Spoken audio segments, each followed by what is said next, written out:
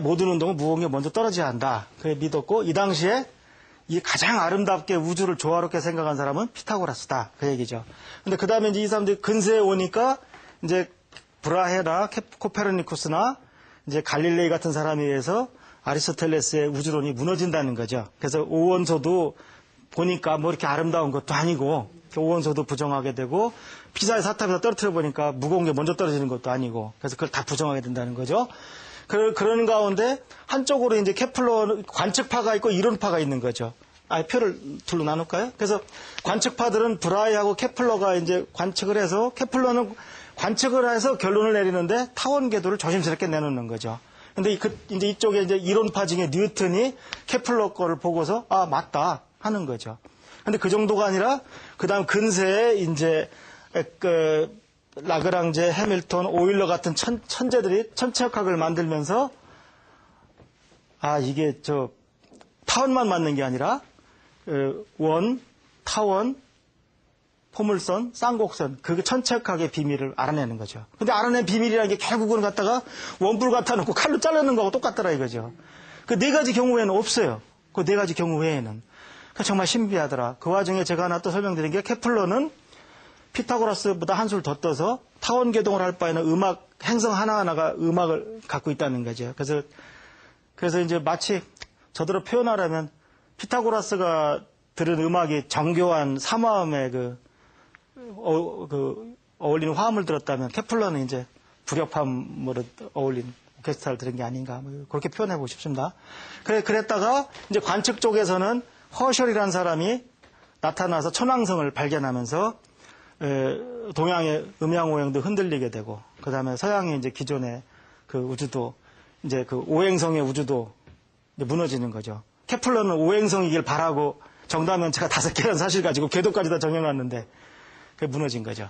그러면서 이제 걷잡을 수 없이 천체망이 커지면서 허셜이 천왕성을 발견하고 천체역학이 이론이 발견해서 해왕성의 발견을 예언하게 해주는 거죠. 그래서 이제 21세기에 딱 들어오게 되는 겁니다. 그래서 이 역학과 이런 것이 다 나오게 되는 거죠. 그래서 1930년까지는 이제 탐보우라는 사람이 명왕성을 발견하는데 이러한 저런 진리가 있다. 그런데 뉴턴 이론이 다 맞는 줄 알았습니다. 근데 이제 나중에 아인슈타인의 상대성 원리가 왜 필요하냐. 자, 요 얘기만 하고 오늘 강의를 맺도록 하겠습니다. 자, 해가 있으면 그럼 행성이 이렇게 계속 제자리 돌아야 되는데 우리가 막연하게 서로 약속을 한 거예요. 타원 운동을 하면 계속 돌아온 줄 알았는데 그렇지가 않아요. 이걸 관측해 보니까 해가 있으면 돌아오질 않고 이렇게 돌아요. 약간 이렇게. 이렇게 타원 운동이 이게 아기가 맞질 않고요. 해전해요. 뉴턴 역학으로는 설명을 못해요. 바로 이렇게 해서 뉴턴의 역학도 결국은 또 틀린 게 되고 무너지게 돼요. 아주 틀린 게 아니고 이제 좀 특별한 경우에는 안 맞는 그런 이론이 되는 거죠. 그래서 이런 우주의 역사가 이제 기다리고 있습니다. 그래서 다음 시간에는 그럼 뉴턴이 어떤 우주를 또 생각을 했는가 이제 그 얘기를 소개하도록 하겠습니다. 오늘 강연 여기서 마치겠습니다. 네, 오늘 이 시간도 역시 흥미진진한 우주로의 여행을 떠나봤습니다.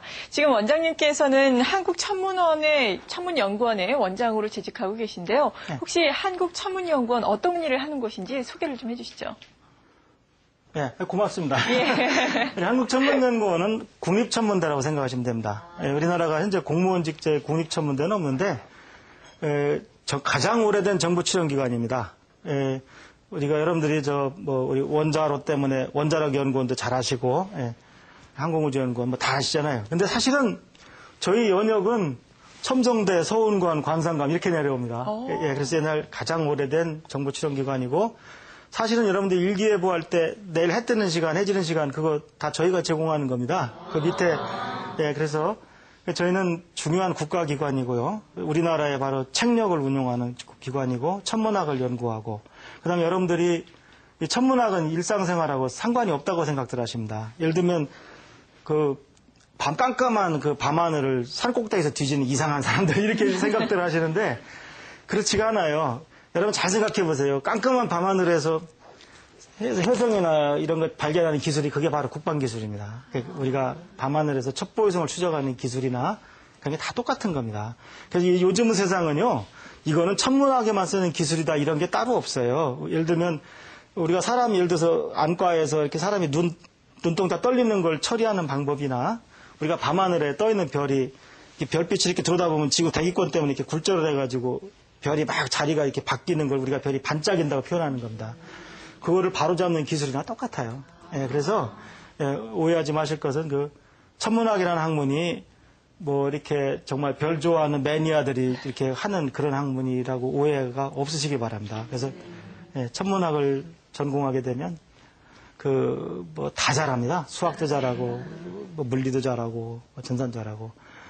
제가 하나 좀 일화를 소개하면은 저도 집이 어려워서 대학교 다닐 때 그 가정교사를 해야만 됐는데 찾아가면은 그 부르는 거예요. 학생 어디 다녀요? 그러면 S대 다닙니다. 그러면 어머 그래요.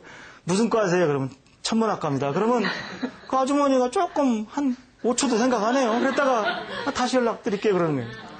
그때부터도 저는 천문학 홍보의 중요성을 깨달았어요. 보통 그러니까 많은 분들이 저희 학문을 이렇게 오해하고 계시고 지금도 많은 분들이 제가 기상청장인 줄 알아요.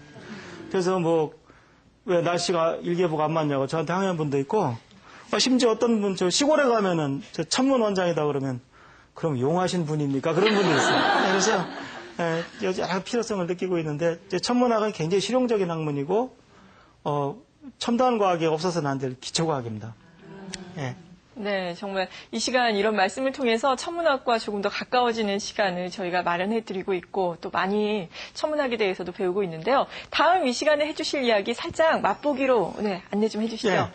고대하고 이제 근세 천문학 혁명까지 피타고라스하고 케플러를 이제 중심으로 설명해드렸는데 다음번에는 그 우주론의 역사를 한번 쭉 복습을 시켜드리겠습니다. 그래서 지금 제 계획으로는 뉴턴까지, 뉴턴의 근세 우주론까지 소개를 해드리겠습니다. 네, 다음 이 시간도 기대를 해보겠습니다. 오늘 이 시간 좋은 말씀 들려주신 한국천문연구원 원장 박석재 원장께 다시 한번 큰 박수 부탁드립니다. 네, TV평생대학 오늘 순서는 여기서 마치겠습니다. 다음 이 시간에 찾아오겠습니다. 고맙습니다.